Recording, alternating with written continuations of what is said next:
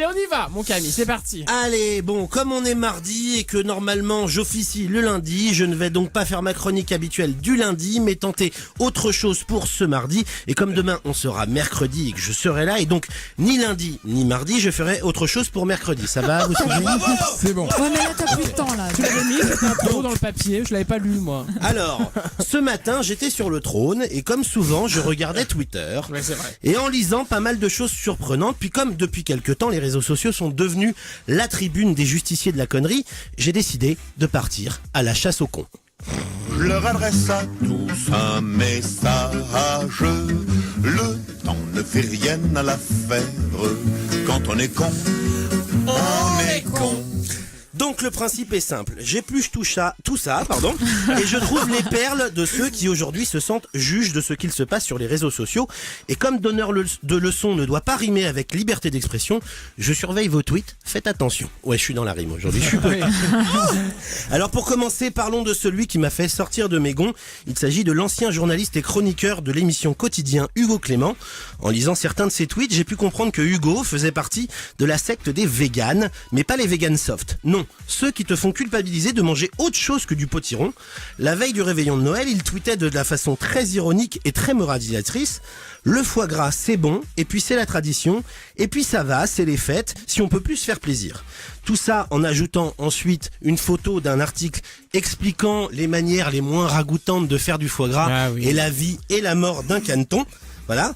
Donc maintenant, je comprends pourquoi les journalistes, on nous considère comme des bobos de seconde zone et donneurs de leçons.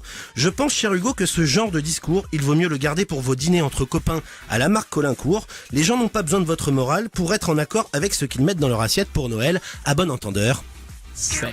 C'est la danse des canards. Il a fait son petit coup de gueule. Tout le monde se marre, remuer du popotin ensemble. Allez, tant qu'on est sur la bouffe et Noël, j'ai pu voir que Denis Brognard a été traité de criminel. Et le crime est horrible. Qu'est-ce qu'il a fait, Denis a mangé des cerises à Noël. Oui. L'animateur de TF1 écrivait avec une photo d'un panier de cerises: dîner ce soir, et au moment du dessert, une copine qui bosse à Rungis nous sort des cerises du Chili. Juste improbable, elles sont délicieuses. Et là, ça a été un déferlement. Denis Brognard s'en est pris plein les dents parce qu'il a osé manger des cerises hors saison.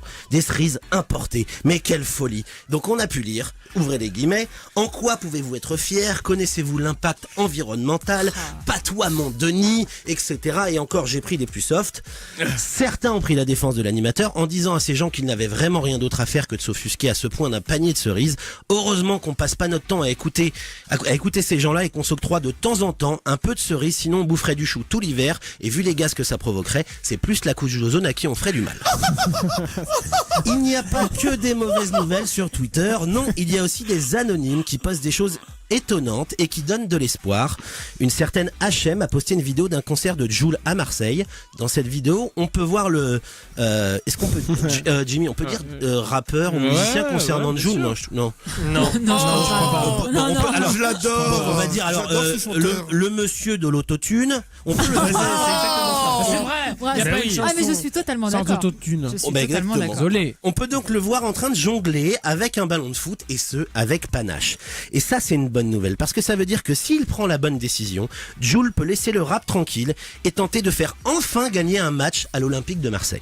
C'est pas mal. Grâce à Twitter, on a aussi appris que le lendemain du réveillon, Enora Malagré a regardé Autant en emporte le vent en famille. Elle a écrit, je cite: bonheur, Arte, merci, avec un cœur. En rajoutant une photo du générique du début du célèbre film. Donc ça, c'est pour ceux qui y ont cru. Oui, parce que Enora, va pas falloir nous la faire à l'envers. On sait très bien qu'après la photo, t'es passé sur Énergie 12 pour regarder Transformers. Tu sais pas ça, tu sais pas. Ouais, mais c'est parce qu'on l'aime bien, donc du coup, je fais une taquinerie gentille.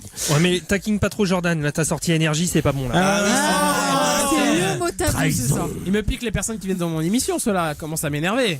Allez, pour finir, on a eu le droit au célèbre retweet de Nabila, qui ne retweet que ceux qui lui font des compliments.